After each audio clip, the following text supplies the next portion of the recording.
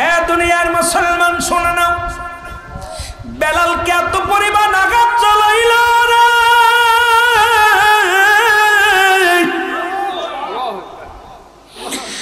বেলালকে মেরে রক্তাক্ত করে ফেলল। বেলাল জমিনের মধ্যে পড়ে কান্দে, ও আমার আল্লাহ, ও আমার আল্লাহ। বেলালের কান্না দেখে আকাশ জমিন ভারী হয়ে গেছে। নিষ্ঠুর উমাইয়ার বাইরের দিলে কোনো দয়া নাই, মায়া নাই। তার হাতে পায়ে বেঁধে উত্তপ্ত গরম বালুর উপরে রেখে দেওয়া হলো, বুকের উপরে পাথরের চাপা দেওয়া হলো, কিন্তু বেলালের জবান থেকে কালেমা সরাতে পারে নাই। শুধু ইল্লাল্লাহু আহাদ আহাদ শব্দ উচ্চারণ করতে লাগলেন। এ মুসলমান গভীর মনোযোগ, এ মুসলমান গভীর মনোযোগ। এত যন্ত্রণা, এত লাঞ্ছনা, এত কষ্ট দিয়া পরও কালেমা বলে নাই। বেলালের পায়ে হাতে পায়ে শিকল বেঁধে পাথর বুকের উপরে দিয়া উত্তপ্ত নদীর উপরে পাথর চাপা দিয়া ফেলে রাখা হলো। বেলাল হুকুম দিলেন, উমাইয়া হুকুম দিলেন, যতক্ষণ পর্যন্ত বেলাল মৃত্যুবরণ না করে, বেলালকে যেন এখান থেকে কেউ না বাঁচায়, বুকের পাথর যেন কেউ খুলে না দেয়। মুসলমান শুনে নাও, এইরকম রেখে দিলেন বেলালকে। একদিন ওরকম সকাল থেকে সন্ধ্যা পর্যন্ত, দুপুর গড়িয়ে গেল, বিকেল হয়ে গেল। ওই পাশে খবর পাইলেন হযরতে মুসলমান শুনেন আবু বকর সিদ্দিক রাদিয়াল্লাহু তাআলা আনহু, উনি খবর শুনতে পাইলেন এই জমিনের মধ্যে একজন নবীর প্রেমিক কালেমা পড়ার উপরে তাকে এত নির্মম ভাবে আঘাত করা হয়েছে। উনি খবর পায়া চলে আসলেন। এবার হযরত আবু বকর সিদ্দিক রাদিয়াল্লাহু তাআলা আনহু তাকে কড়াই করলেন, কড়াই করিয়ে রাসূলুল্লাহর দরবারে নিয়ে গেলেন। আমার নবীজির কদমের মধ্যে হযরতে বেলাল পড়েন। নবীজি জড়ায়াতরিক, নবীজিও কাঁদে, বেলালও কাঁদে। বেলাল বলে, ইয়া রাসূলুল্লাহ, ইয়া হাবিবাল্লাহ, আমার জীবন ধন্য, আমার জীবন ধন্য, কারণ আমি আদারুক কষ্টের মধ্যে নবী গো, যখন আমি কালেমা পড়েছি, যখন আমি ঈমানটা তাজা রেখেছি, তখন আমি দুনিয়ার কোনো দুঃখ, কোনো কষ্ট আমার মনে হয় নাই। নবী গো, আপনার কদম মুবারক চুমানোর সঙ্গে সঙ্গে দুনিয়ার সব দুঃখ ভুলে গেছি। আমার নবী কয়, বেলাল রে, তুই আমার কদমের মধ্যে তোরে রেখে দিলাম, যতদিন ইচ্ছা ততদিন পর্যন্ত আমার কদমের মধ্যে থাক। নবীজির কদমের মধ্যে বেলালের জায়গা হয়ে গেল। জোরে জোরে চিল্লায় বলা যাবে না মারহাবা। আল্লাহ ডাকতে বলে,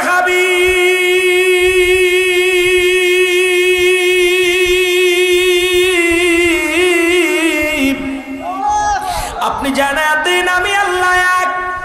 সুতরাং যারা চন্ডের কাছে খোদা বানাইল, যারা প্রতিমাকে খোদা বানাইয়া পূজা করলো, যারা দুনিয়ার মধ্যে, ও মুসলমান শুনে নাও, আল্লাহ ব্যতীত অন্যরে যারা খোদা বানাইল এই দুনিয়ার মধ্যে, শুনে নাও, আল্লাহ কয় হাবিবরে জানায়া দাও আমি আল্লাহ এক। আল্লাহ কয়জন? আরো জোরে বলেন, কয়জন? কিয়ামতের ময়দানে কঠিন বিপদে পড়ে যাবে 5 শ্রেণী মানুষ। তাদের দোয়া দুনিয়ার মধ্যে রোজা কবুল হবে না, যাকাত কবুল হবে না, দুনিয়ার মধ্যে নামাজ কবুল হবে না, হজ কবুল হবে না, তওবা কবুল হবে না। কারণ কাদের জন্য কোন কিতাবের মধ্যে আছে 5 শ্রেণী মানুষ, আবার কোন জায়গায় আছে 3 শ্রেণী মানুষ। তাদের মধ্যে 1 শ্রেণী মানুষ হলো মুসলমান, নাম্বার ওয়ান হলো পৃথিবীর মধ্যে হিংসুটে মানুষ। এদের জন্য সবে বরাত, সবে কদর, লাইলাতুল কদর, লাইলাতুল বরাত, পৃথিবীর কোন দুআই আল্লাহর দরবারে কবুল হবে না। 2 নাম্বার হলো আল্লাহর সঙ্গে শিরিককারী, যারা শিরিক করলো, যারা প্রতিমা পূজা করলো তারা আল্লাহর সঙ্গে শিরিক করলো, যারা চন্ড পূজা করলো তারা আল্লাহর সঙ্গে শিরিক করলো, যারা দুনিয়ার মধ্যে আল্লাহ ব্যতীত অন্যকে খোদা বানাইলো এরা আল্লাহর সঙ্গে শিরিক করলো। আবার মুসলমানও অনেক সময় শিরিকি গুনাহ করে ফেলে, কয় গরুটা ছিল বিলে বাঁচলাম, ছেলের চাকরিটা ছিল বিলে বাঁচলাম, জমিনে ফসল হলো বিলে বাঁচলাম, গাছটা ছিল বিলে বাঁচলাম, ব্যবসাটা ছিল বিলে বাঁচলাম। আল্লাহর কসম করে বলি, বাঁচানোর মালিক হলো আমার আল্লাহ। যখনই আপনি বলতেন যদি আমার আল্লাহ তাআলা ছেলের ওসিলা আল্লাহ দয়া করছে, আল্লাহ তাআলা ছেলের চাকরিটা আল্লাহ দয়া করে দিয়েছিল, তার ওসিলায় আল্লাহ মানে ভালোই রাখছে, কোনো গুনাহ হতো না। হাসতে হাসতে সে কি গুনাহ করে ফেলি, আমার আল্লাহর দরবারে এই সমস্ত মানুষের দোয়া, মানুষের গুনাহ আল্লাহ মাফ করবে না। জোরে জোরে চিল্লায়া বলা যাবে না আল্লাহু আকবার। তিন নাম্বার হলো পিতা মাতার নাফরমানি সন্তান, চার নাম্বার হলো এতিমের মাল ভক্ষণকারী, পাঁচ নাম্বার হলো গীবতখোর। এই পাঁচ শ্রেণী মানুষের দোয়া আল্লাহ কবুল করে না। এখন বুকে হাত দিয়ে কয়টা মানুষ বলতে পারেন আমরা এই পক্ষের লোক এই পাঁচটার ভিতরে নাই? অনেক আলোচনা ছিল, মুসলমান শুনে নাও, আমরা অধিকাংশ মানুষ শিরকের মধ্যে পড়ে যায়। হিন্দুরা পড়ে, হিন্দুরা কয়েকটা পূজার নাম, কয়েকটা দেবতার পূজা করে, কিন্তু মুসলমানও কম পূজা করে না। মুসলমান কিন্তু এক আল্লাহ ব্যতীত অনেকগুলো পূজা করা শুরু করেছে। আল্লাহর দরবারে জবাব দিতে পারবেন না, আল্লাহর দরবারে জবাব দেওয়ার সম্ভাবনা নাই। আল্লাহ ডাকতে বলে, হাবিব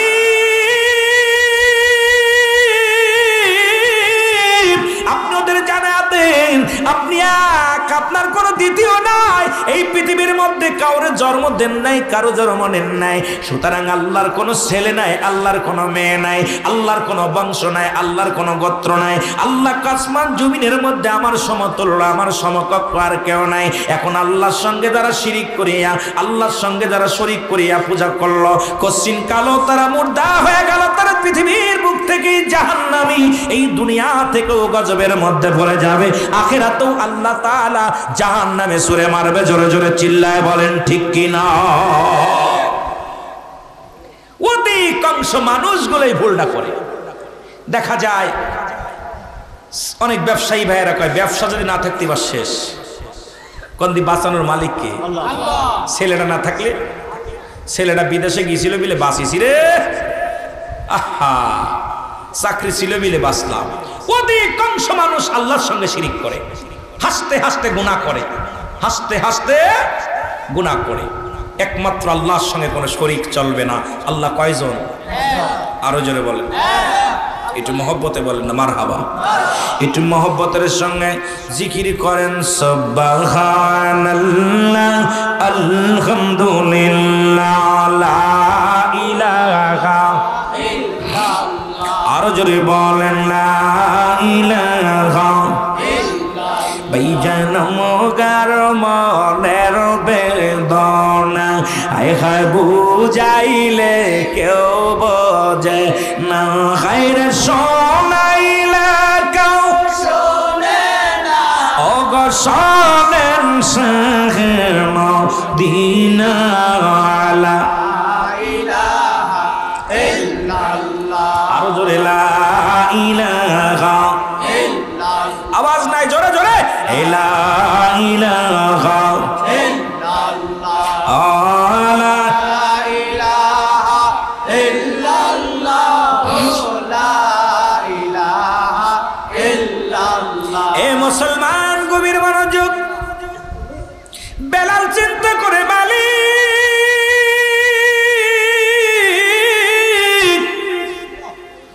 সূর্য উড়াইকে সূর্য ডুবাইকে,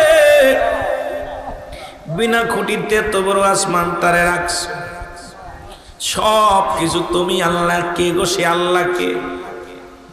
সে কে? আল্লাহ। গবেষণা করে কে যেন ডাকতে বলে, বেলাল তুমি জানো না সে আর কেউ নয়, তোমার খোদা, তোমার রব। তিনি হলো, তুমি পড়ে নাও, কে যেন জানায়া দেয় লা ইলাহা ইল্লাল্লাহু মুহাম্মাদুর রাসূলুল্লাহ সাল্লাল্লাহু আলাইহি ওয়াসাল্লাম। লা ইলাহা নাই কোন ইলাহ, ইল্লাল্লাহু এক আল্লাহ ছাড়া নাই কোনো মাবুদ, এক আল্লাহ ছাড়া নাই। লা ইলাহা নাই কোন ইলাহ, কিচ্ছু নাই, সব কিছুর মালিক কে? আল্লাহ। আল্লাহ কয় বান্দারি আমাকে পাওয়ার জন্য মাধ্যম আছে, ঠিকানা আছে। একটা ঠিকানা আমি আল্লাহ তোদের মাঝে প্রেরণ করে দিলাম, পাঠায়া দিলাম। সেই ঠিকানা হলো মুহাম্মাদুর রাসূলুল্লাহ। জোরে জোরে চিল্লায় বলেন সাল্লাল্লাহু আলাইহি ওয়াসাল্লাম। জোরে জোরে আরেকবার বলা যাবেন আল্লাহু আকবার। এই কালেমা রিসার্চ করতে যাইয়া ভারতের বড় বড় পণ্ডিত, উনি কালেমা পড়ে মুসলমান হয়ে গেলেন। মাইকেল জ্যাকসন কালেমার মালা যখন উনি মাইকেল জ্যাকসন উনি চিন্তা করলো রিসার্চ করতে গেলেন কালেমা, উনি রিসার্চ করতে যায় মুসলমান হয়ে গেলেন। খ্রিস্টানদের পর পাদ্রী মুসলমান, উনি যখন গবেষণা করতে গেলেন এই কালেমাটাকে রিসার্চ করতে যায় উনি কি হয়ে গেলেন? মুসলমান হয়ে গেলেন। এর যুগে যুগে কত মানুষ দেখলাম, এই কয়েকদিন আগেও দেখলাম ভারতের বড় পণ্ডিত যিনি মুসলমান, এই 5000 প্রহরীকে নিয়ে, এক যোজন দুজন নয়, 5000 প্রহরীকে নিয়ে যারা পূজা করে তাদেরকে নিয়ে উনি বললেন আমি আজ 60টা বছর গবেষণা আছি কালেমার। এই গবেষণা করতে যায় দেখলাম দুনিয়ার সব কিছু মিশে এই কালেমার কাছে আমি হার মেনেছি। মুসলমান একমাত্র ইসলাম ধর্ম, একমাত্র আল্লাহর মনোনীত ধর্ম। আমি কালেমা পড়ে মুসলমান হয়ে গেলাম, আমার মিথ্যা কথা বলতেছি না রে মুসলমান। দেখবেন ফেসবুকের মধ্যে, ইন্টারনেটের মধ্যে হাজার হাজার প্রমাণ আছে এই দুনিয়ার মধ্যে। আজকে মুসলমানদেরকে নিয়ে কোরআনকে রিসার্চ করতে যাইয়া, কালেমাকে রিসার্চ করতে যাইয়া অসংখ্য মুসলিমেরা মুসলমান হয়ে গেছে। জোরে জোরে বলেন ঠিক কিনা? আমি কাউকে আঘাত করব না, কারণ আমি আমার মুসলমান যেদিন শুনেছি, হয়তো অনেক মুসলিম ভাইরা আছেন মনে করতে পারেন রুহুল আমিন ভাই আমাদেরকে আঘাত করে কথা কয়। না না বাজান, কোনোদিন আমার অভ্যাস নাই কাউকে আঘাত করে কথা বলার অভ্যাস নাই, কাউকে কষ্ট দিয়া বলার অভ্যাস নাই। কারণ হেদায়েতের মালিক আমার আল্লাহ, হেদায়েতের মালিক কোনো পীর সাহেব নয়, হেদায়েতের মালিক রুহুল আমিন সিদ্দিকী নয়, হেদায়েতের মালিক তাবলীগ জামাতের আমিন নয়, হেদায়েতের মালিক আমলিকের নেতা নয়, হেদায়েতের মালিক বিএনপির নেতা নয়, হেদায়েতের মালিক মসজিদের ইমাম সাহেব নয়, হেদায়েতের মালিক স্বয়ং মদিনাওয়ালা নয়। হেদায়েতের মালিক যদি মদিনাওয়ালা হতো তাহলে কালেমা পড়ে বাজান আবু জাহেল মুসলমান হতো। যেহেতু আবু জাহেলের কপালে কালেমা জোটে নাই, হেদায়েতের মালিক স্বয়ং আল্লাহ, বলার দায়িত্ব আপনার আমার। জোরে বলেন ঠিক কিনা? যদি কোনো মুন্সিকে আমি হেদায়েতের মালিক, ওটা বাটপার। কথা কইতেন রে বা, ওটা কি? বিশ্ব বাটপার, বিশ্ব বাটপার। কোন পীর সাহেব যদি বলে আমি হেদায়েতের মালিক, ওরে একবারে সঙ্গে সঙ্গে সমাজ থেকে দূরে সরে ফেলো। কারণ হেদায়েতের মালিক কোন পীর সাহেব না, কোন মৌলবী মুন্সি না, হেদায়েতের মালিক স্বয়ং আল্লাহ। আল্লাহ বলার দায়িত্ব, সেটার প্রমাণ সূরা তাওবা। হাফেজ সাহেব আছেন নি? এই হাফেজ সাহেবরা কথা কইতে নি রে বা, ওই পিছনে হাফেজ সাহেব আবার ঘুমায় রয়েছে, আমার দিক তাকান। হাফেজ সাহেব আমার দিক তাকাবেন যারা হাফেজ। সূরা তাওবা 6 নম্বর আয়াত। কয় নম্বর আয়াত?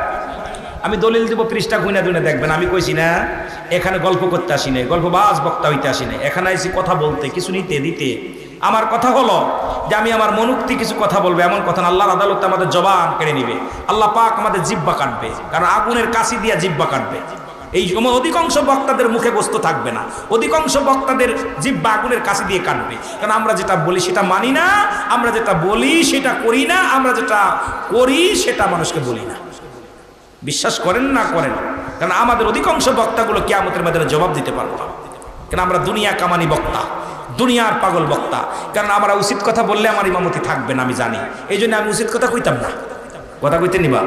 সূরা তাওবা কয় নম্বর আয়াত? 6 নম্বর আয়াত। কত নম্বর? পড়েন না। এই হাফেজ সাহেব খোলো, কোরআন খোলো, দেখো সূরা তাওবার মধ্যে 6 নম্বর আয়াত। আল্লাহ বলতেছে, হাবিব আপনার কদমের মধ্যে যদি কোনো অমুসলিম আগমন করে, বুঝতে হবে, ভালো করে বুঝে নেবেন। আমি কথাটা এই জন্য বুঝাইতেছি, হয়তো আশপাশে আমার হিন্দু ভাইয়েরা আছেন, মনে করবেন রুহুল আমিন ভাই মনে আমাদেরকে আঘাত করে কথা। না বাবা, আমি আঘাত করে কথা বলতে আসি নাই, আমি নবীজির কথা বলতে এসেছি, রাসূলের কথা, আল্লাহর কথা, আল্লাহ দিনের কথা। আল্লাহ বলতেছেন, হাবিব আপনার কদমের মধ্যে যদি কোনো অমুসলিম প্রবেশ করে সর্বপ্রথম বসতে দেন, যদি তারা সাহায্য চায় সাহায্য দেন, যদি তারা নিরাপত্তা চায় নিরাপত্তা দেন, যদি নিরাপদ স্থানে পৌঁছে দিতে বলে পৌঁছায় দেন। ঘোষণা কার? না পাইলে এখন ধরে হাত পা ভেঙে দেবেন আমার। বারো করো, বারো করো ফেন। কোরআন শরীফ থেকে আয়াতগুলো খোলো, দেখি বলতেছে দেখো। সুতরাং আমি কাউকে আঘাত করে কষ্ট দিতে রাজি নয় যে আমি হেদায়েতের মালিক, আমি রুহুল আমিন সিদ্দিকী আইছি এলাকার সব মানুষ হেদায়েত হয়ে যাবে। না, আমাকে এখানে যেহেতু রিজিক লিখে রাখছিল আল্লাহ, বলার দায়িত্ব দিছে আল্লাহ তাআলা, কিছু কথা বলবো, হেদায়েতের মালিক আল্লাহ। আমার বলার দরকার, বলে যাব সঠিক কথা। মানা না মানার ব্যাপার আল্লাহ আপনার উপরে দান করবে, আল্লাহ ভালো জানে, আপনি ভালো জানেন। জোরে বলেন ঠিক কিনা? কথা বুঝেন নাই? এখন আমাদের দেশ হাত উঁচু করে এমন কলমা পড়ায় দেয়, তবা পড়ায় দেয় যে একদম উনি হেদায়েতের চাবিকাঠি হাতের মধ্যে নিয়ে নিছে। কথা কইতেন নি? সবটাই কই ঠিক, আসতে কইতেছ। কথা কষ্টে কষ্ট হয়, কথা কন না কেন? জান্নাতি মানুষ আপনারা। কি মানুষ? আরো জোরে বলেন কি মানুষ? এরে পাসপোর্ট জমা দিলাম, এ জলসায় যাব আমরা মদিনায়, ওরে আপনার দিদার হবে নি ওগো নবীজি, আমারে মদিনায় নিবানি। বলেন আমারে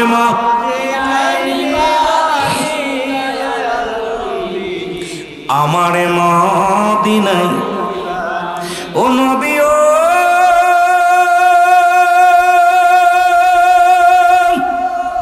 এই নেতার কান্দের আশেকার কান্দিয়া হইলাম হয়রান, কবে পাবো দিদার আপনার, ওগো থাকতে যদি নাই পায় মহিরা গেলে হবে কি উপায়, দিদার দিবেন স্বপ্নে আমারি ওগো নবীজি, আপনারই দিদার পাবনি। বলেন আপনার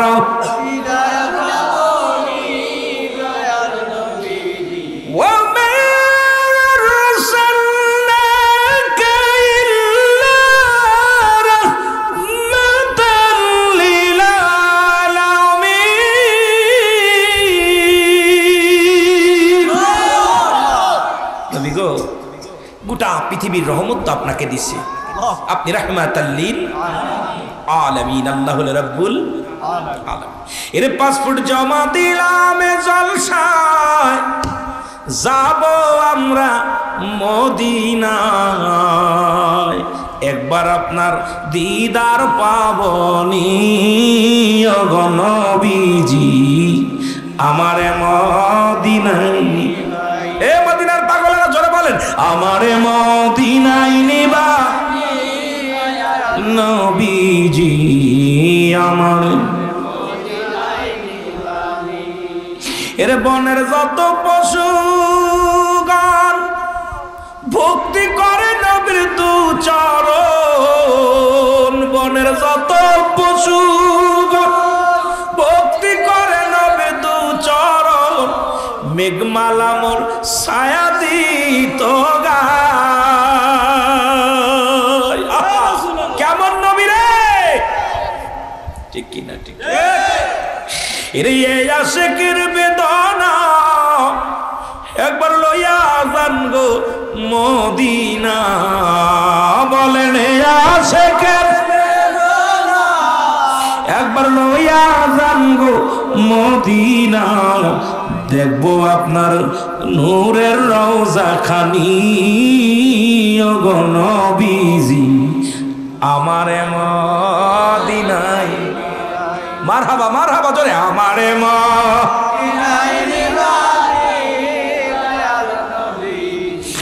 আমারে মদিনায়। এ ভাইরা আমার, বন্ধুরা আমার, যে কথাগুলো বলি একটু দিলের কান্না লাগে শোনো।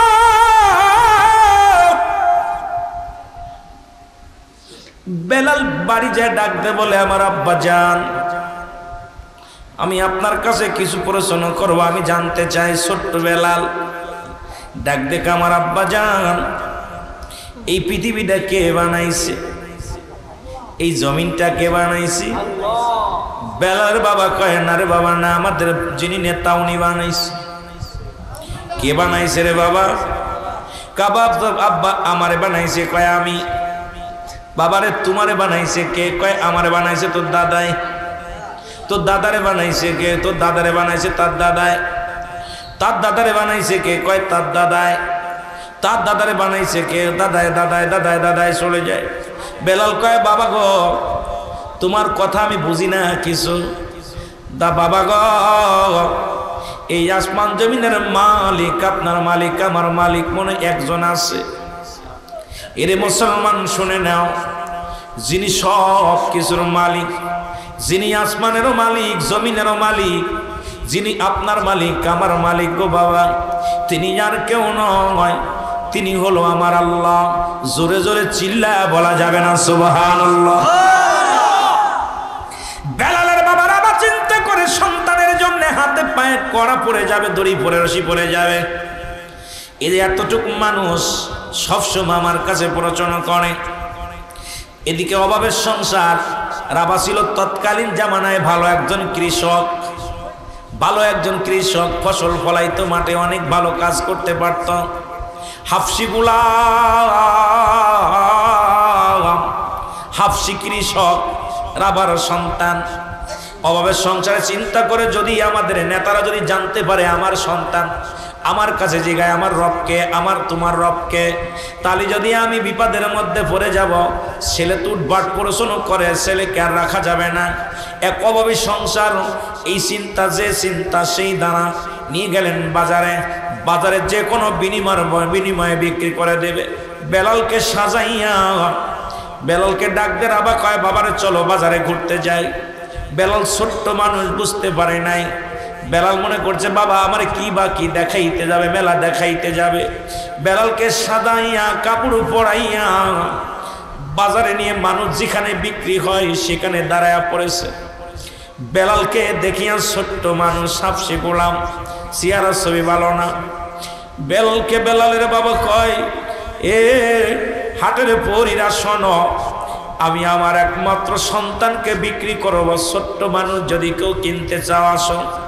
লোকজনের ছোট্ট মানুষ, অমুসলমান, শুনে নাও, এই শ্রমিক, বালক শ্রমিককে কেউ নিতে চায় না। অবশেষে উমাইয়ার কাছে বিক্রি করে দিলেন বেলালকে কিছু টাকার বিনিময়ে বিক্রি করে দিলেন। বেলাল ডাকতে বলে, বাবা তুমি আমার জন্মদাতা পিতা, বাবা গো তুমি অন্যর কাছে আমারে বিক্রি করে দিলা। কয় বাবারে আমি তোরে বিক্রি করে দিলাম, আবার তোকে ফিরিয়ে নেব। একে বেলালকে নিয়ে চলে গেলেন উমাইয়া নিয়ে কাজে লাগায় দিলেন। বকরি চড়ানোর দায়িত্ব দিলেন বেলালকে। বকরি চড়ায়, সারাদিন ভরে মাঠের মধ্যে বকরি চড়ায়, কোনো রকম খানা খায়, ছায়া পায় না, জঙ্গলের মধ্যে বিশাল মরু প্রান্তরে ঘুরে। বেলাল শুধু একটাই গবেষণা করে, এই জমিনটা বানাইলো কে, পাথর বানাইলো কে? এরে আমার আল্লাহ দুনিয়ার মধ্যে সব কিছু বানাইলে রে,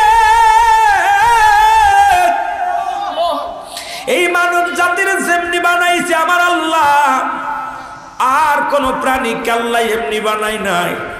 আল্লাহ কয় বান্দারে আমি জমিনটা বানাইলাম কুন আর ফায়াকুন বলিয়া, আসমান বানাইলাম আমি কুন আর ফায়াকুন বলিয়া, এই পৃথিবীর মধ্যে পাহাড় বানাইলাম আমি কুন আর ফায়াকুন বলিয়া, এই পৃথিবীর মধ্যে জিন বানাইলাম আমি যেমনি, মানুষ তোরে আমি এমনি বানাই নাই। আপনারে যেমনি বানাইছি জমিন তেমনি বানাই নাই, আপনারে যেমনি বানাইছে পাহাড় তেমনি বানাই নাই, আপনাকে যেমনি বানাইছে আমার আল্লাহ এমনি জমিনের মধ্যে কিছু বানাই নাই। আল্লাহ আমার নিকটবর্তী ফেরেশতাদেরও আমি এমনি বানাই নাই রে। মানব জাতি শোনো, সব কিছু আসমান জমিনের ভিতরে যা কিছু আছে সব কিছু আমি আল্লাহ হুকুম দিয়ে বানাইলাম। একমাত্র মানুষকে আমি আমার কুদরতি হাত দিয়ে বানাইলাম। জোরে জোরে চিল্লায় বলা যাবে না আমার হাওয়া, আর একটু জোরে জোরে চিল্লায় বলেন আল্লাহু আকবার। এর চার রঙের মশলা দিয়া কে কইরাছে তোর গঠন, চার রঙের মশলা দিয়া, বলেন চার রঙের মশলা দিয়া কে কইরাছে তোর গঠন, চার রঙের রে, আগুন পানি মাটি বাতাস এক যুগেতে করলো প্রকাশ। সুবহানাল্লাহ বলেন না?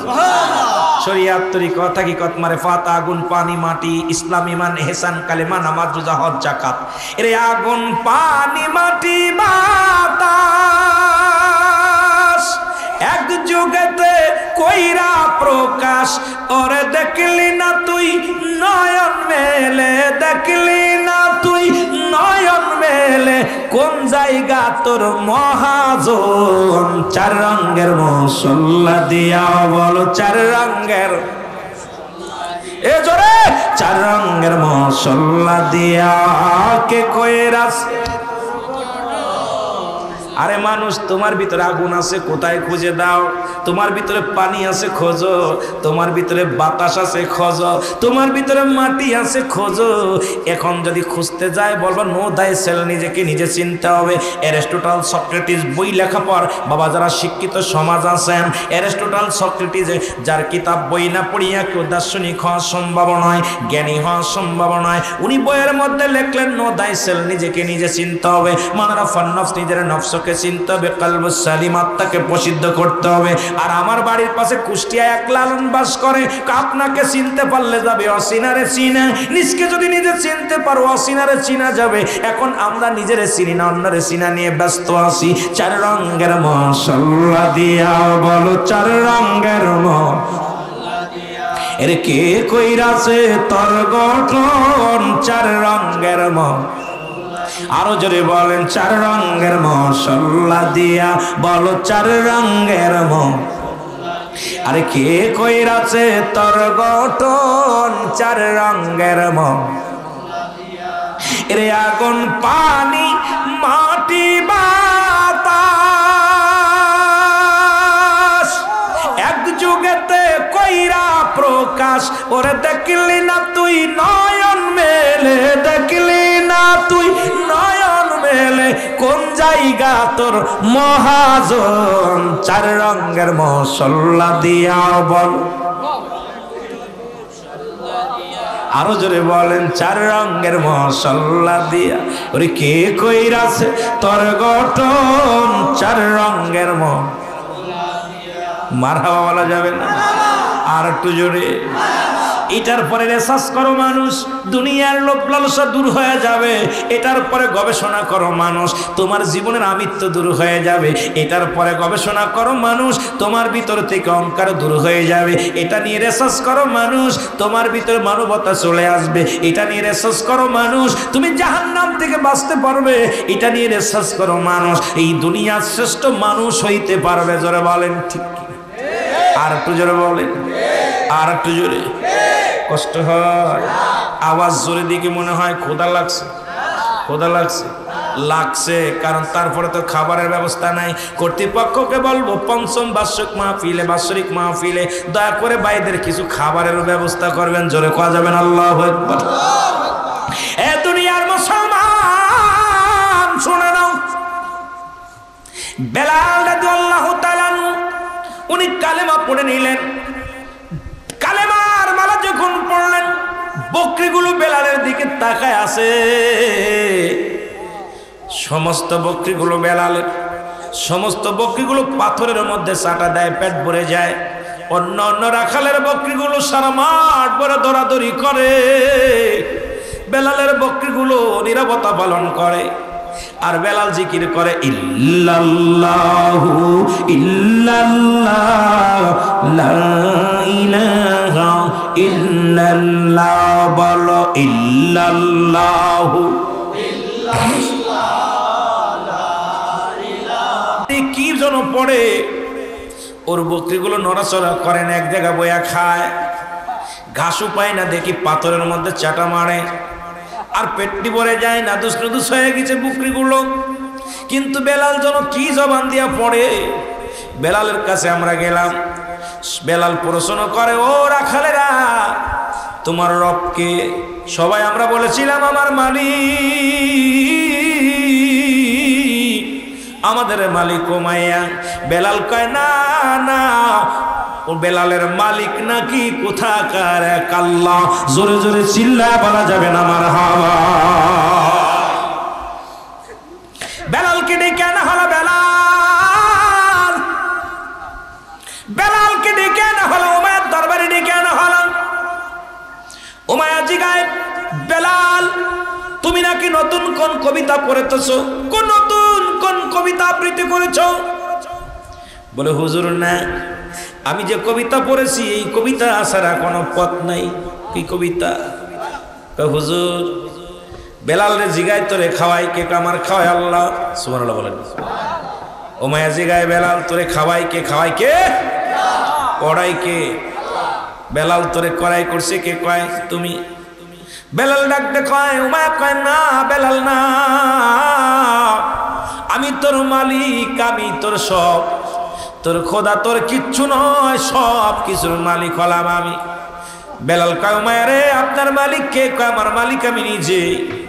উমাইয়া কয় বলে, উমাইয়া কয় বেলাল আমি হলাম আমার মালিক আমি নিজে। বেলাল বলে না না, লা ইলাহা ইল্লাল্লাহু মুহাম্মাদুর রাসূলুল্লাহ। জোরে জোরে চিল্লায় বলা যাবে না সাল্লাল্লাহু আলাইহি ওয়াসাল্লাম? জোরে জোরে চিল্লায় একবার বলেন আল্লাহু আকবার। হযরত বেলাল রাদিয়াল্লাহু তাআলা আনহু কালেমার জন্য পাগল হয়ে গেলেন। উমাইয়া কয় ছেড়ে দাও, ছেড়ে দাও, এটা যদি না ছাড়ো আজ থেকে খাবার বন্ধ। বেলালের খাবার বন্ধ হয়ে গেল। বেলাল বলে কালেমা পড়ার কারণে যদি খাবার বন্ধ হয়ে যায় এই পৃথিবীর মধ্যে খানার প্রয়োজন নাই। খানা বন্ধ হয়ে গেল, কিন্তু জবান দিয়ে আরো জোরে জোরে কালেমা পড়ে। দেখেছিলাম মিয়ানমারের মধ্যে 500 কোরআনের পাখি। আজকে এখানে আপনাদের এফজোখানার অনেক ছাত্র ভাইয়েরা আছে। ওই 500 কোরআনের পাখিকে বুকের মধ্যে কোরআনটা চেপে ধরেছে, বুকের মধ্যেই ভাবে চেপে ধরেছে। এই বাজান মুসলমান সুসির ওই সেলা সৈন্য বেঈমানের দলেরা ডাকতে বলতেছিল, এ মুসলমান শোনো, তোমরা কোরআন ছেড়ে দাও, যদি জীবন দিবা নাকি কোরআন দিবা? ছোট ছোট কোরআনের পাখিগুলো বলেছিল, এই জীবন দিলে জীবন পাবো, কোরআন দিলে কোরআন পাবো না। এই কোরআনের ইজ্জত, কোরআনের মান বাঁচাইতে আমরা জীবন দিতে রাজি। ওই মিয়ানমারের 500 কোরআনের পাখিকে গুলি করে মারা হলো, কোরআন মুখের মধ্যে চেপে ধরে আছে। একটা চিৎকার মেরে পাখিগুলো বলেছিল আল্লাহু আকবার। জোরে জোরে চিল্লায় বলা যাবে না মারহাবা।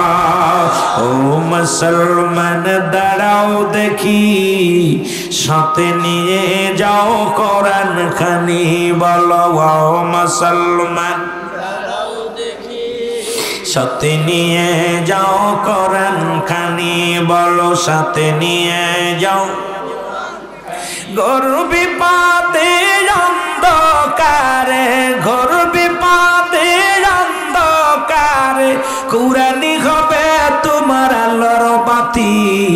ও মুসলমান দাঁড়াও দেখি, সাথে নিয়ে যাও কোরআন খানি, বলো সাথে নিয়ে। শুধু তাই নাই মুসলমান, কোথায় কয়েকটা রাষ্ট্রের মধ্যে দেখলাম তৎকালীন জামানায় যা হয়েছিল রাসূলের জামানায় দেখে দেখে কাফের বেঈমানেরা কোরআনের পাখিগুলো মেরে ফেলা শুরু করলো। যে কোরআন যদি না থাকে মানুষ সত্য পথ ভুলে যাবে, সঠিক পথ ভুলে যাবে। আজকে আপনাদের কোরআনের মাহফিল, এখানে কোরআনের মাদ্রাসা হেফজোখানা, কিছু ওই শ্রেণীর যারা আছে তারা কোনোদিন এই কোরআনের মাদ্রাসা প্রতিষ্ঠা হতে হয়ে যাক মানবে না, এই কোরআনের মাদ্রাসা চলুক এটা মানবে না। কারণ ওদের রক্তেই যাদের গড়া, তারা প্রতিনিয়ত কোরআনকে শেষ করে দেওয়ার পায় তারা চলায়। জোরে বলেন ঠিক কিনা?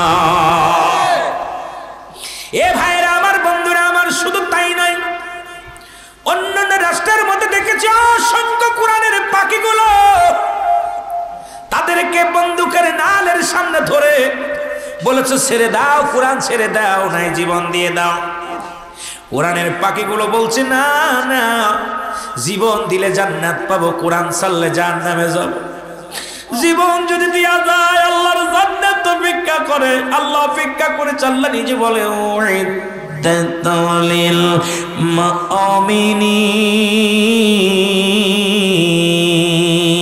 আল্লাহ কয় মুমিনদের জন্য, মুত্তাকিনদের জন্য প্রস্তুতি করে রাখছি জামিয়াটা জান্নাত। ওই জান্নাতি পাখিগুলো বলতেছিল আমরা জীবন দিয়া দেব, জীবন দিলে জান্নাত পাবো, কোরআন ছেড়ে দিলে জাহান্নামে যাব। আমরা জীবন দিতে রাজি, কোরআন ছাড়তে রাজি নয়। আমি আপনাদের কাছেও বলতে চাই, আজ থেকে কোরআনকে ভালোবাসতে রাজি আছেন কিনা? একটু জোরে জোরে চিল্লায় বলা যাবেন আল্লাহু আকবার।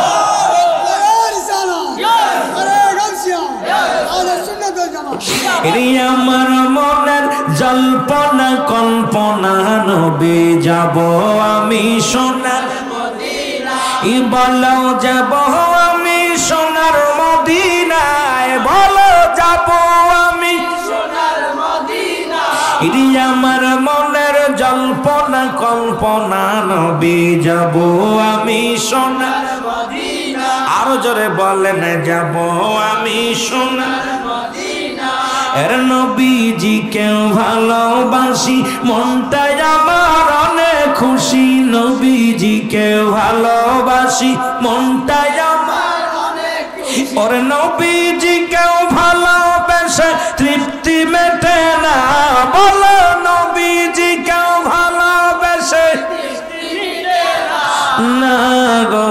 যাব আমি সোনার মদিনা, সবাই বলেন না যাব আমি সোনার মদিনা। ইরি আমার মনের জল্পনা কল্পনা, নবী যাব আমি সোনার মদিনা। এর যাব আমি সোনার মদিনায়, বলো যাব আমি সোনার মদিনায়। ইরি আমার মনের জল্পনা কল্পনা, নবী যাব আমি সোনার মদিনায়। এর নবীর প্রেমে এত মধু, জাকিলে মনে হয় মধু। নবীর প্রেমে এত জাদু, ডাকিলে মনে হয় মধু।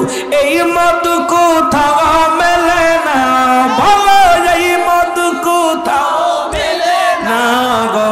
যাব আমি সোনার মদিনা, আরো জোরে বলেন যাব আমি সোনার মদিনা। ইরি আমার মনের জল্পনা কল্পনা, নবী যাব আমি সোনার মদিনা। এর বাইজিতপুর বাসির যত গুনাহ মাফ করে দাও মাবুদ মওলা। বাইজিতপুর বাসির যত গুনাহ মাফ করে দাও মাবুদ মওলা। মাফ করে দাও নবীর ওসিলায়, বলো মাফ করে দাও নবীর ওসিলায় গো।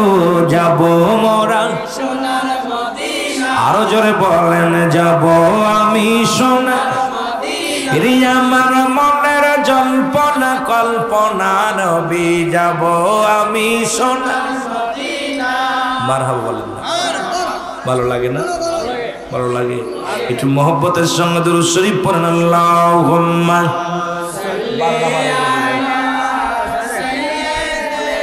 বেলালের খানা বন্ধ করে দিছো, কিন্তু কালেমা পড়া বন্ধ করতে পারো নাই। আরো স্পিরিট বাড়ছে, কয় বেলালকে ডাকো, বেলালকে ডাকা হলো। বেলালকে আঘাত শুরু হয়ে গেল, বেলালের হাতে পায়ে রশি দিয়ে বাঁধা হলো। বেলালকে আক্রমণ শুরু করে দিল। বেলাল কান্দে রে, চোখের পানিগুলো ফেলায় ফেলায় কান্দে। বেলালের চোখের পানি পড়ে,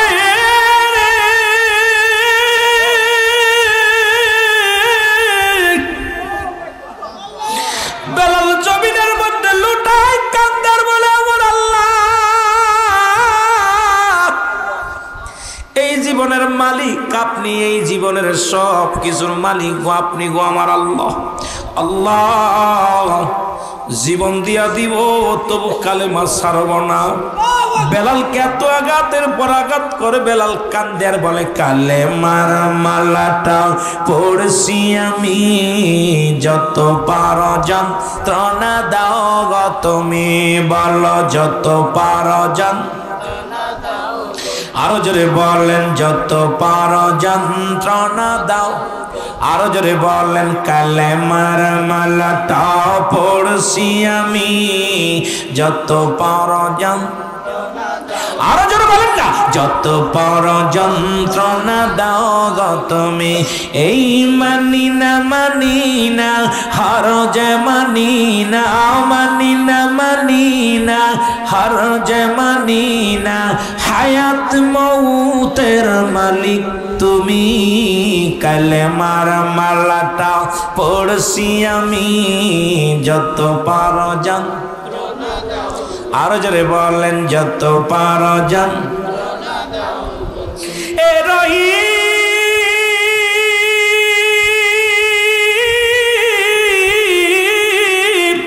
এ রহমান, আমার জীবনের মালিক তুমি, বলো আমার জীবনের মালিক তুমি। আরো জোরে বলেন আমার জীবনের মালিককে?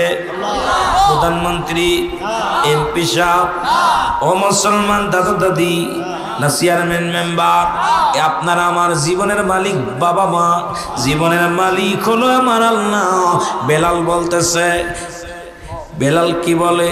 চোখের পানি ছেড়ে বলেন, চোখের পানি ছেড়ে বলেন, এই দুনিয়ার মানুষ শোনো, সব কিছু ছাড়তে পারি, কালেমা ছাড়তে পারি না, কারণ আমার হায়াত মৌতের মালিক হলো আমার আল্লাহ। জোরে বলেন ঠিক কিনা? এ রহিম,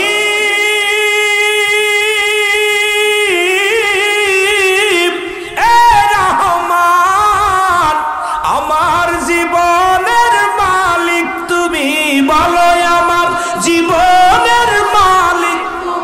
এই কালেমার মালাটা পড়ছি আমি, যত পর যন্ত্রণা দাও। আরো জোরে বলেন, যত পর এই মানি না হার যে মানি না, মানি না হায়াত মৌতের মালিক তুমি, কালেমার মালাটা জবান দিয়া জোরে, এই কালেমার মালাটা পড়ছি আমি, যত পার যন্ত্রণা দাও গো তুমি বলো, যত পার মানি না হার যে মানি না, মানি না হার যে মানি না, হায়াত মৌতের মালিক তুমি, কালেমার মালাটা যত পার যন্ত্রণা দাও গো তুমি বলো, যত পার। এ দুনিয়ার মুসলমান শুনে নাও, বেলালকে এত পরিমাণ আঘাত চলাইল রে,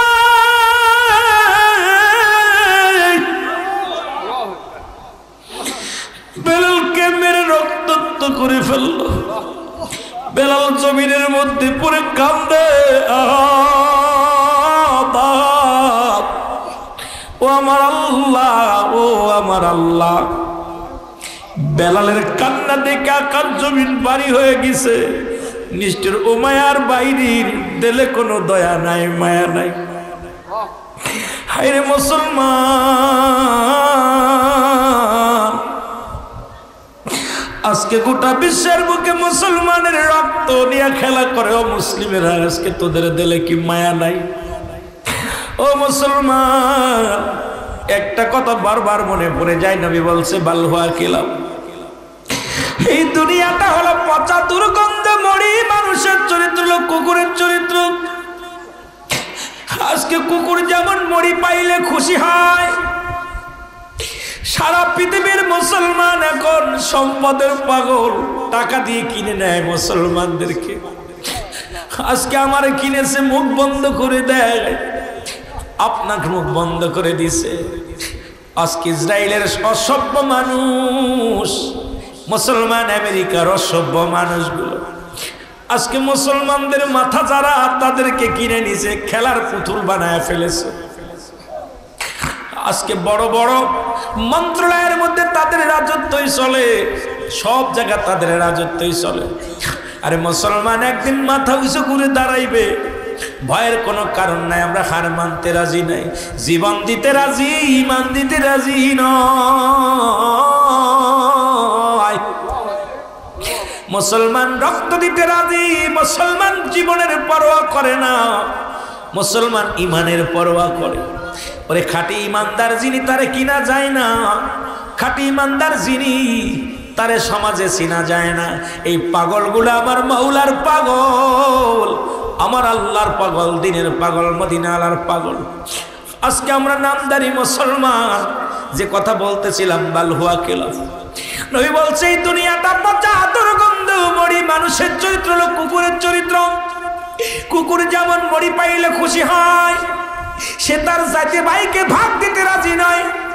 যদি আপনাদের এই বাইজিতপুরের জমিনে মুসলমান শুনে নাও, এই নিতার কান্দের জমিনে, দড়িকান্দের জমিনে একটা গরু মরে যায়, এই গরুটা যদি একটা কুকুর টের পায়, ও সামনে নিয়ে বসে থাকবে, কাউকে ভাগ দিবে না, অন্য কুকুরে তাড়ায়া দিবে।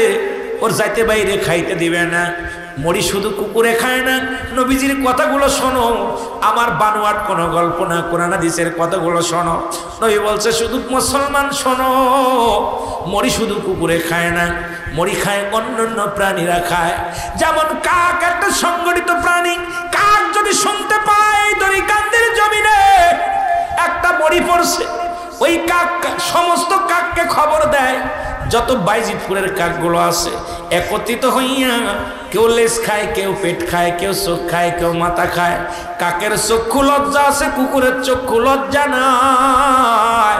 আরে মুসলমান তোদের পায়ে ধরে বলে যায়, কে কোন দল করে দেখার সময় নাই, কে সর্বনাই, কে আত্মসী, কে সারসিনা, কে জামাত ইসলাম, কে তাবলিগ, আমার দেখার সময় নাই। এরে মুসলমানদের ঐক্যর স্বার্থে, মদিনার জন্য, কোরআনের স্বার্থে তোরা এক হয়ে যা, এক হয়ে যা। আজকে মুসলমান এক হয়ে যা। ওই মুসলিম জাতি যদি কাকের মতো সংগঠিত হয়, পৃথিবীর বাতিল শক্তি চিরতরে পালায়া যাবে। জোরে বলেন ঠিক কিনা? নবী এমনি বলে যান নাই, মুসলিম জাতি যদি কাকের মতো সংগঠিত হতো, কে কোন দলের লোক, আমরা মুসলমান। আপনি করেন চরমনায় দুঃখ নাই, করেন তাবলিগ দুঃখ নাই, করেন আমলিগ দুঃখ নাই, করেন বিএনপি দুঃখ নাই, করেন আত্মসী দুঃখ নাই, সাজা করেন করেন। কিন্তু বৃহত্তম স্বার্থে, কোরআনের পক্ষে, হাদিসের পক্ষে যখন ঐক্যবদ্ধ হয়ে এক ময়দানে নামবো, চিরতরে বাতিলেরা থরথর করে কেঁপে ময়দান থেকে পালাবে। জোরে বলেন ঠিক কিনা? কিন্তু আমাদের অবস্থা চিন্তা করি, ওর জামাত ইসলাম করে বসাইছে বসাক, ও আমলিগ করে বসাক, ও বিএনপি করে বসাক, ও চরমনায় বসাক, ও আট্টসি বসাক। কিন্তু একজন আর একজনের এই কুকুরের স্বভাব, নবীজি বলছে কুকুরের স্বভাব পরিত্যাগ করতে হবে। মুসলিম সমাজ তোমাদের ঐক্যবদ্ধ হতে হবে, কাকের মতো সংগঠিত হতে হবে। কষ্ট পাচ্ছেন আপনারা? কষ্ট পাচ্ছেন? আজকে দাড়ি নিয়ে, মারামারি নিয়ে ইহুদি খ্রিস্টানরা দেখে, কেউ বলছে ফাড়া পাঞ্জাবি, কেউ কয় গোল পাঞ্জাবি, কেউ বলতেছে আপনার এই লম্বা টুপি, কেউ বলতে সোহ টুপি, কেউ কয় 7.5 হাত পাগড়ি, কেউ কয় 14 হাত পাগড়ি, কেউ কয় মিসাক কর, কেউ কয় বিরাস কর, কেউ কয় লম্বা দাড়ি বানা, কেউ কয় খাটো দাড়ি বানা। আমরা দিক দাড়ি টুপি নিয়ে মারামারি শুরু করছি, এদিকে ইহুদি খ্রিস্টান নেশারারা মুসলমানদের রক্ত নিয়ে খেলা করে। জোরে বলেন ঠিক কিনা? আরো জোরে বলেন ঠিক কিনা? হয়তো আমার কথায় অনেকে কষ্ট পাইতে পারে। আমি কারোর বিপক্ষে কথা বলি না, কারোর পক্ষে কথা বলি না। যদি তাতে কেউ বেঁধে যায়, কষ্ট পায়, কিচ্ছু যায় আসে না।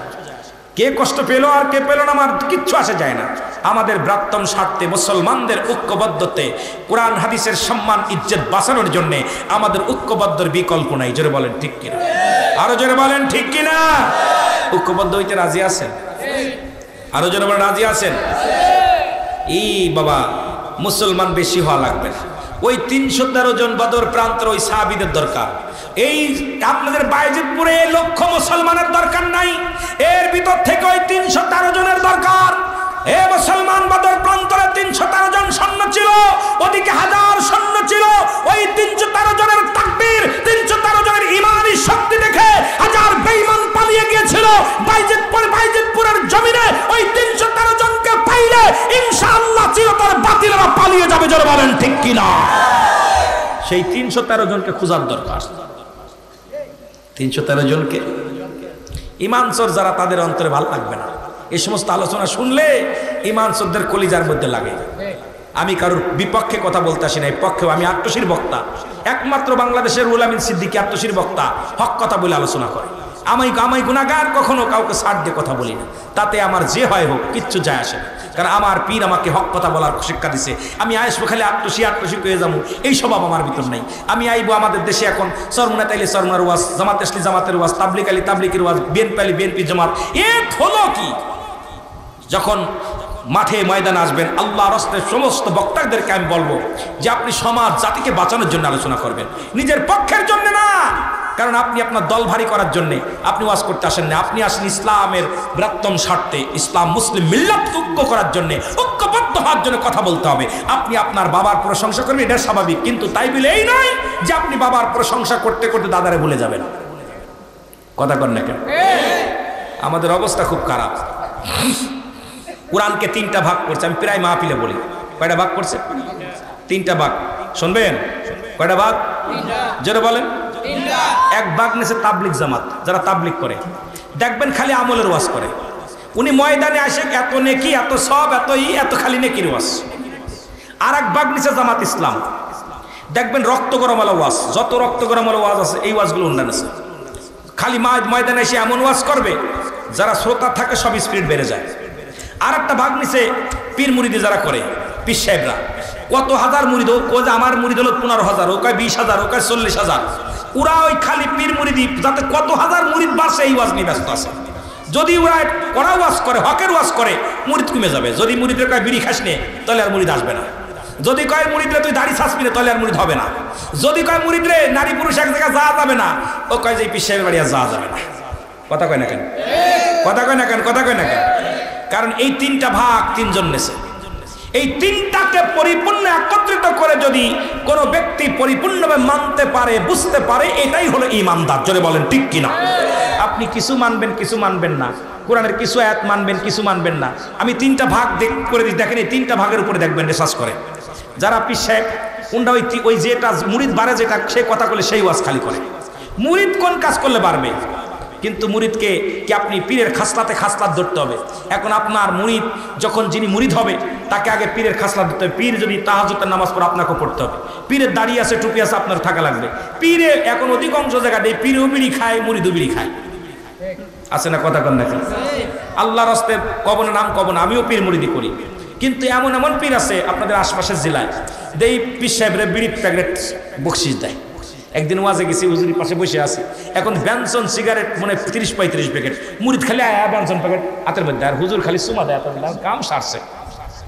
তখন আমি বইয়ে একটা গজল গাইছিলাম, আপনারা সবাই মনে শুনছেন, যে কবরে আগুন পাবি বিড়ি পাবি না, খারে জম্মের খা যত খাবি খা, কবরে আগুন পাবি বিড়ি পাবি না, ফেরেশতারা খায় না ঘুষ, থাকিবে না তোর যে হুশ, আগুন দিবে কবরে করজান মারিবে ধরে, সারা পাবি না, কবরেতে আগুন পাবি বিড়ি পাবি না। পীর সাহেব দি মনটা বেজার। কথা বুঝেননি? রাগ করেন আপনারা? রাগ করেন? আমি কি হাসা কথা কইছি না খারাপ কথা কইছি? কবরে আগুন পাওয়া যাবে, বিড়ি পাওয়া যাবে। এরা কামেল নয়। কামেল পীর চিনার জন্য একজন পীর সাহেবের ভিতরে 9টা গুণাগুণ থাকবে। এই 9টা গুণের একটা গুণ যদি তার ভিতরে না থাকে, সে নাকেস। ওর দ্বারা দুনিয়াতেও কামিয়াব হবেন না, আখিরাতেও কামিয়াব হবেন না। 9টা গুণের একটা গুণ যদি তার ভিতরে না থাকে। এখন কামেল চিনার জন্য আপনার এই দুনিয়ার মধ্যে ঘুরতে হবে পীর কোনটা নাকেস পীর। আমার দেশে এখন যেভাবে নাকেস পীর বাড়ছে, এর দ্বারা আমাদের সাধারণ পাবলিককে বিভ্রান্তি করতেছে। জোরে কোন ঠিক কিনা? আর এই সমস্ত পীরের দরবারে ওই যে মানুষ কয় আমরা মাজার পূজা করি, আসলে পূজা করি না, মাজার জিয়ারত করি। কিন্তু ওরা করে আপনার দুর্গা পূজা, আমরা করি দরগা পূজা। ঠিক কিনা? ঠিক কিনা? এগুলোর জন্য আমাদের দুর্নাম হচ্ছে, এগুলোর জন্য আমাদের দুর্নাম হচ্ছে। প্রকৃত আহলে সুন্নাত ওয়াল জামাত যারা করে, রাসূলুল্লাহ সৈনিক যারা, এরা কখনো ওই সমস্ত হারাম কাজে লিপ্ত হতে পারে। যারা বলেন ঠিক কিনা? নামাজ নাই, রোজা নাই, দেখা যায় চিন্তা করে যার নাজাত পেয়ে যাবো। না বাবা, আমি অনুরোধ করবো, এই জন্য আপনাদেরকে বলবো আমাদেরকে কামেল পীর চিনতে হবে। আর কামেল পীর চিনে এখন যদি আমি বৈশিষ্ট্যগুলো বলি, অনেকে কষ্ট পাবেন। কামেল পীরের বৈশিষ্ট্যগুলো বললে আপনারা কষ্ট পাবেন। যদি আমার কাছ থেকে একটু ফোনের মাধ্যমে না হলে একটু জেনে নিন। আমি কামেল পীরের বৈশিষ্ট্যগুলো একদিন বলবো। মাঝে মাঝে চিন্তা করি, একবার এক মাহফিলে বলার পর পীর সাহেব হুজুর আমার বলল, হুজুর আপনি আমার পেটে লাথি মেরে থুয়ে গেলেন। না ভাই, আমি আপনার পেটে লাথি মারলাম কেন? এই জন্যে এইগুলো আমাদের বৈশিষ্ট্য চিনার দরকার। এই জন্য আমাদের যুগে আমরা যখন খেলেছি পুতুল খেলা, তোমরা এখন সেই বয়সে লেখাপড়া করো মেলা। ঠিক কিনা? ঠিক কিনা? আমাদেরকে রিসার্চ করতে হবে, কিতাবাদি বেশি বেশি পড়তে হবে, কোরআন হাদিস বা কিয়াস। এগুলো পড়লে আপনি যেটা জানেন আমি সেটা জানি না, আপনি যেটা জানেন আমি সেটা জানি না, আমি যেটা জানি আপনি সেটা জানেন না। জানার কোনো শেষ নাই, জানতে হবে, বুঝতে হবে। কিন্তু আপনি যদি বলেন যে সব এটা নাই ওটা নাই, হবে না। বুঝতে হবে, আগে কিতাব পড়তে হবে। প্রাইমারিতে একটা বিদ্যা, হাই স্কুলে একটা বিদ্যা, কলেজে একটা বিদ্যা। ওই ব্যঞ্জন বর্ণ স্বরবর্ণ দিয়ে ওই আপনার ওই 9টা আর হলো কথা, ওরা 19টা, কয়টা মোট 39টা হলো ইংরেজি অক্ষর, আরবি বাংলা অক্ষর, আর হলো আর অধিক 49টা না কয়টা জন? কয়টা? 11টা আর হলো আর ওটা কয়টা? 39টা, মোট কয়টা? 50টা অক্ষর। আর অধিক হলো ইংরেজি হলো 26টা অক্ষর, আরবি হলো 29টা হরফ। এই দিয়া এই দিয়া দেখেন তীর হলো মাথা কাটতে হবে, আর হলো ফোঁটা দিতে হবে, আর হচ্ছে আপনার আরবিতে কি ওই কিছু ফোঁটা দিতে হবে, কিছু উপরে নিচে দিতে হবে। কিন্তু বাংলাটা এত কঠিন, বাংলাদেশ সবচেয়ে কঠিন। আমার বাবারা দেখা যায় এই যে আমরা বিদ্যা অর্জন করেছি এই হক্কর দিয়া, একই হক্কর আপনার ওই ডিগ্রিতে চলতেছে, মাস্টার্সে চলতেছে, বিসিএসে চলতেছে, সব একই হক্কর, কিন্তু পড়ার ধারণ বদলে গেছে। জোরে বলেন ঠিক কিনা? কথা কর না কেন? ধারণ কমে গেছে না? এই জন্য আমাদেরকে সব বুঝতে হবে যে প্রাইমারিতে যে বই পড়েছি ওই বইয়ের পড়ালেখায় কিন্তু উপরে যায় ওই রকম নাই। জোরে কোন ঠিক কিনা? হাই স্কুলে একরকম, কলেজে একরকম, বিশ্ববিদ্যালয়ে এরকম। এই জন্য আমাদেরকে পড়তে হবে। এই জন্য আমাদের যুগে আমরা যখন করেছি পুতুল খেলা, তোমরা এখন সেই বয়সে লেখাপড়া করো মেলা। আবার বন্ধুগণ গভীর মনোযোগ হতে গেলে আপনি পিছে চলে যাই। বেলাল কাঁধে পেয়ে রশি দিয়ে বাঁধা হলো, তার গায়ের মধ্যে চাবুকের মারা হলো। বেলাল উত্তপ্ত নদীর মধ্যে, পাথরের মধ্যে পায়ের মধ্যে রশি লাগাইয়া ঘোড়ার পিছে বাঁধিয়া টানা হলো। বেলালের জবান দিয়া শুধু বাইর হয় লা ইলাহা ইল্লাল্লাহু মুহাম্মাদুর রাসূলুল্লাহ। জোরে জোরে চিল্লায়া বলেন সাল্লাল্লাহু আলাইহি ওয়াসাল্লাম। জোরে জোরে চিল্লায়া বলেন মারহাবা মারহাবা। একটু জিকির করেন লা ইলাহা ইল্লাল্লাহ। জোরে লা ইলাহা। কারণ চলে গেল না?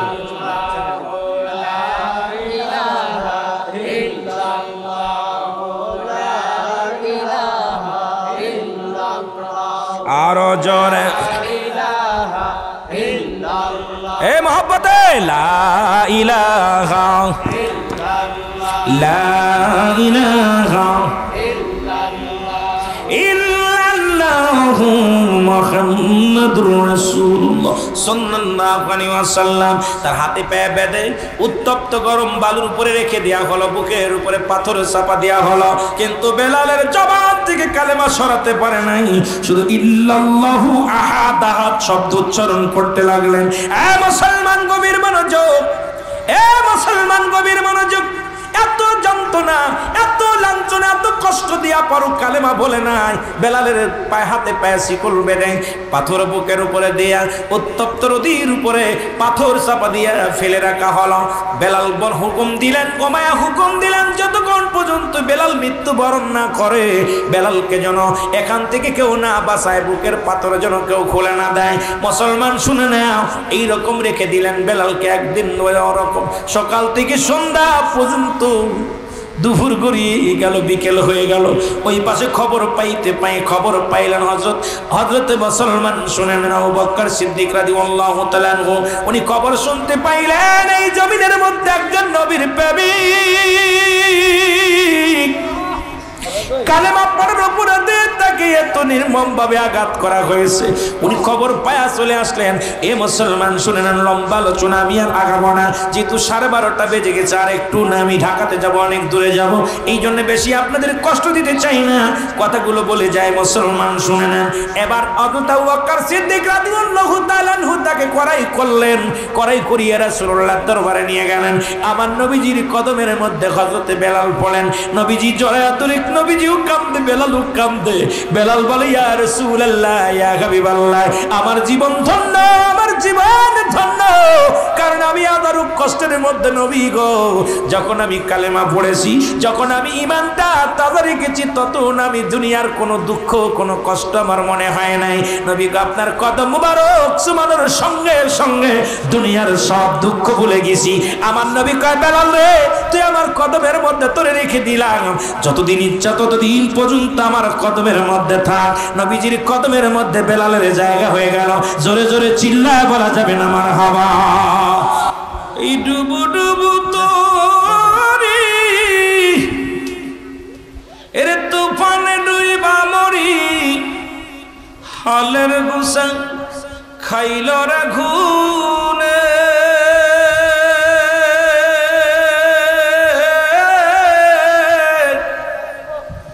দয়াল মুর্শিদ বিহনে আজ আমার বান্ধব কেহ নাই, দয়াল মুর্শিদ বিহনে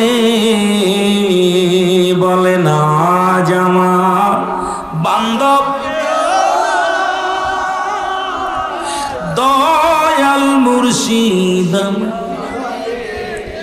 কোথায় আমার দয়াল চাঁদ ডাকে রে তোর কাঙ্গাল কোথায় আমার দয়াল চাঁদ ডাকে রে তোর মুরিদান দয়া করো তুমি আমার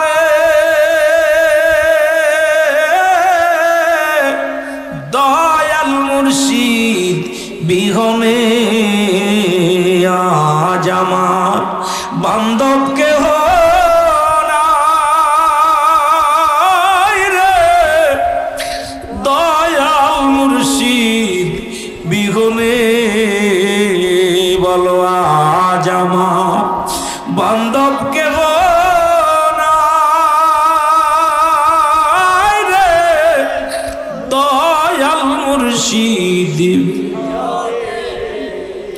এই ডুবু ডুবু তরি তুফানে ডুইবা মরি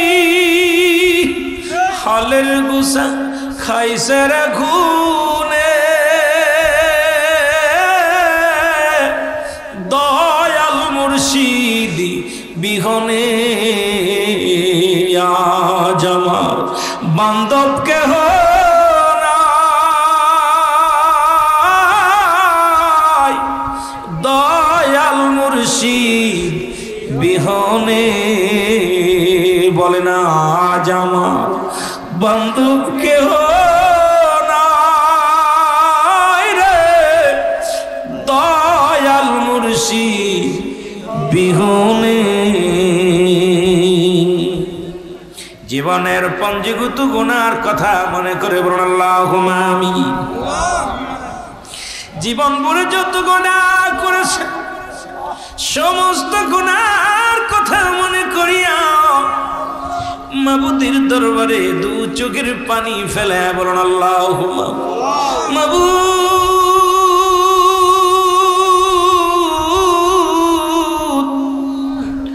মাবুদ রে আমাদের আদব নাই বুদ্ধি নাই মহব্বত নাই সাহস নাই নাই বলতে কিচ্ছু নাই রে আল্লাহ ঐতিহাসিক আল্লাহ নেতার কান্দি উদ্দরি কান্দি আহলে সুন্নাতুল জামাতের যুব সমাজের উদ্যোগে ঈদে মিলাদুন নবী উপলক্ষে আল্লাহ ঈদ মানে আনন্দ, মিলাদ মানে জন্ম বৃত্তান্ত।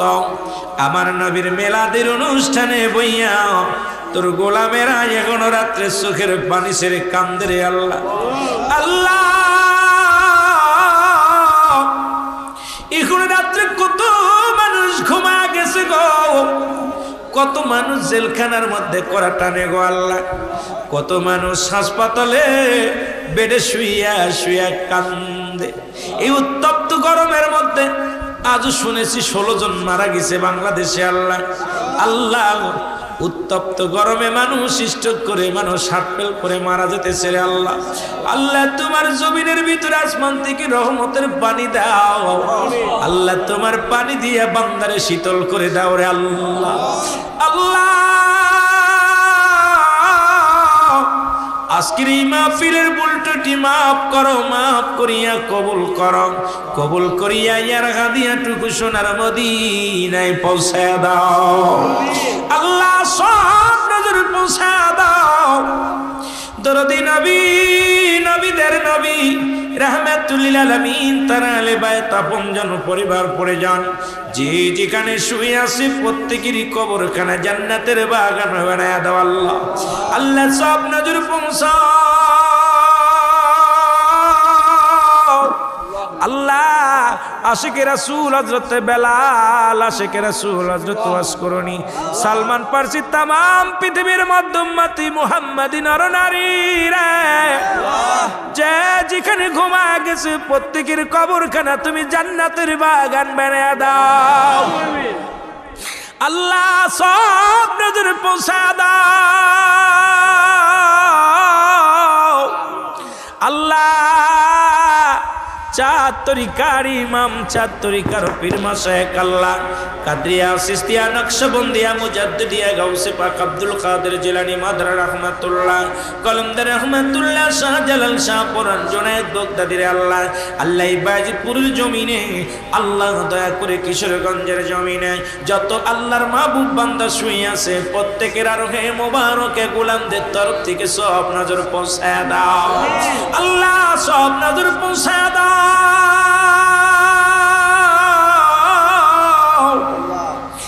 আমরা যারা আমিন আমিন করতেছি, কার জন্য জনম দুঃখিনী মা নাই রে, কার জন্য বাবা নেই, বাবার পাগলের কান্দে, মায়ের পাগলের কান্দে, এমন এতি বইলাম মাও নাই ঘরে, বাবাও নাই রে আল্লাহ। আজকের এই মাহফিলে বসে কান্দি, আমাদের আব্বা আম্মার কবরখানা জান্নাতের বাগান বানিয়ে দাও, তোর দাদির কবরখানা জান্নাতের বাগান বানিয়ে দাও আল্লাহ। এই মহল্লার মধ্যে যত কবরবাসী আছে কবরে আযাবগুলো মাফ করে দাও আল্লাহ। এই নেতার কান্দির জমিনে, দরি কান্দির জমিনে যত কবরবাসী আছে আল্লাহ, কবরে আযাবগুলো চিরতরে তুমি মাফ করে দাও রে আল্লাহ। আল্লাহ দাদু দাদি, নানা নানি, শ্বশুর শাশুড়ি, আপনজন, গোষ্ঠীর গোষ্ঠী, আত্মীয় স্বজন, পরিবার পরিজন যেখানে শুয়ে আছে প্রত্যেকের কবরখানা জান্নাতের বাগান বানিয়ে দাও আল্লাহ। আমাদের ছেলে মেয়ে যারা লেখাপড়া করেছেন শক্তি বাড়া দাও আল্লাহ। আমাদের ছেলে মেয়ে যারা বিদেশের মাটিতে আছে আল্লাহ, সহি সালামত রেখে হায়াত বাড়িয়ে দাও। যারা বেনামাজি গেছে নামাজি বানিয়ে দাও। যাদের অভাবনাটন আছে অভাবনাটন দূর করে দাও। যাদের ঘরে ছেলে মেয়ে বিবাহ উপযুক্ত হয়ে গেছে সুপাত্র এবং পাত্রের ব্যবস্থা করে দাও আল্লাহ। ব্যবসার মধ্যে বরকত দান করে দাও, রিজিকের মধ্যে বরকত দান করে দাও আল্লাহ। যারা ক্ষেত খামারে কাজ করে রিজিকের মধ্যে বৃদ্ধি আল্লাহ তুমি রহমতে ভরপুর করে দাও আল্লাহ। আল্লাহ এই মাহফিল খানা কিয়ামত পর্যন্ত জারি ও কায়েম রেখো রে। এই যুব কমিটিকে তুমি কবুল করে নাও, এই যুব কমিটিকে তুমি কবুল করে নাও আল্লাহ। আমাদের সিনা থেকে গুনাহ উঠায়া দাও আল্লাহ। কার জন্য জীবনের শেষ মোনাজাত, কার জন্য জীবনের শেষ রাত্রে, কার জন্য জীবনের শেষ সময়, আর জীবনে হাত উঠাইতে পারতাম না, আর জীবনে মাহফিলে বসতে পারতাম না আল্লাহ। আল্লাহ আমাদেরকে মাফ করিয়া দাও গো, আমাদেরকে ক্ষমা করে দাও আল্লাহ। মহেশখালী সুনামিয়ার আব্বা যান, এই মহেশখালীর সুনামিয়া ভাই অনেক আশিক মানুষ, আহলে সুন্নাতুল জামাতের আশিক পাগল। এই সোনা ভাইয়ের আব্বা জানের কবরখানা তুমি জান্নাতের বাগান বানিয়ে দাও। সোনা ভাই ফোন দিয়া দোয়া চেয়েছি তার আব্বার জন্য আল্লাহ। দয়া করে আজকের মাহফিলে আল্লাহ তোমার দরবারে কান্দি, ওই মহেশখালীর আল্লাহ চট্টগ্রাম মহেশখালীর জমিনে সোনা ভাইয়ের আব্বার কবরখানা তুমি জান্নাতের বাগান বানিয়ে দাও আল্লাহ। এরকম যাদের আব্বা মা চলে গেছে তাদের জান্নাত নসিব করে দাও। এই মাহফিলে জায়গার টাকা দিয়া, শ্রম দিয়া, ভালোবাসা দিয়া সার্বিক সহযোগিতা করলো, সবার খেদমত তুমি কবুল করে নাও আল্লাহ। এই মাদ্রাসাকে কবুল করে নাও। আমার বেলাল ভাই মাদ্রাসার আল্লাহ প্রতিষ্ঠাতা গো আল্লাহ, দয়া করে ভালো করে আল্লাহ। এই শিক্ষক ছাত্র আল্লাহ আহলে সুন্নাতুল জামাতের পতাকা তলে থেকে গো আল্লাহ, এই মাদ্রাসার তালবে ইলম ছাত্র শিক্ষক সবাইকে তুমি রহমতে ভরপুর করে দাও গো আল্লাহ। আল্লাহ পর্দালের মা বোনেরা কান্দে, মা বোনদের মনের বাসনা পুরা করে দাও। আমি পাপী, আমি গুনাহগার, আমি নালায়েক, আমার আদব নাই, বুদ্ধি নাই, মহব্বত নাই, সাহস নাই আল্লাহ। ভাইদের ওসিলায় আমারও তুমি ক্ষমা করে দিও আল্লাহ। আমাদের মধ্যে যারা অসুস্থ তাদের সুস্থতা দান করে দিও আল্লাহ। আজকের মাহফিলের প্রধান অতিথি, আজকের মাহফিলের সভাপতি আল্লাহ, আজকের মাহফিলের যে সমস্ত আয়োজনে যে সমস্ত ভাইয়েরা ছিল সবাইরে তুমি কবুল করে নাও। রব্বির রহমহুমা কামা রব্বায়ানি সগীরা, রব্বির রহমহুমা কামা রব্বায়ানি সগীরা। আল্লাহ যেদিন মালাকুল মউত পাঠায় দিব আল্লাহ আমাদের জবান দিয়া মধুর কালেমা জারি করে দিও, লা ইলাহা ইল্লাল্লাহু মুহাম্মাদুর রাসূলুল্লাহ।